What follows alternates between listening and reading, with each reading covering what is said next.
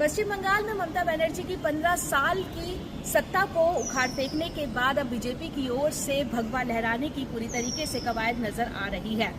BJP ने जिस तरीके से 206 सीटें हासिल करके एक नया इतिहास रचा है, तो वहीं टीएमसी जो पार्टी है वो मात्र 81 सीटों पर सिमट चुकी है।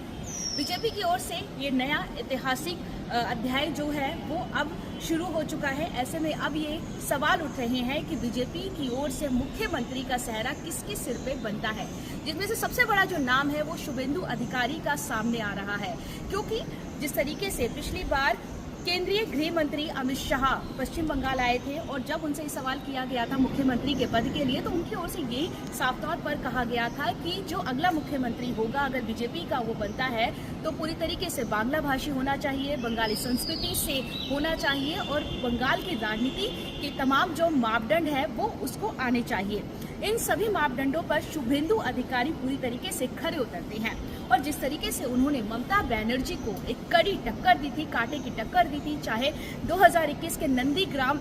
इलेक्शन की अगर बात की जाए उसमें भी उन्होंने ममता बनर्जी को पूरी तरीके से हरा दिया था, चाहे इस बार की भवानीपुर सीट की कांटे की टक्कर की अगर बात कर ली जाए जिसमें उन्होंने ममता बनर्जी को तकरीबन 15,000 वोटों से कड़ी शिकस्त दी है। इन सभी मापदंडों पर शुभेंदु अधिकारी पूरी तरीके से खरे उतरते हैं। लेकिन इसके साथ साथ पश्चिम बंगाल में जो बीजेपी के दूसरे बड़े नेता भी हैं, चाहे वो बीजेपी के प्रदेश अध्यक्ष की बात कर ली जाए, वो भी सीएम पद की रेस में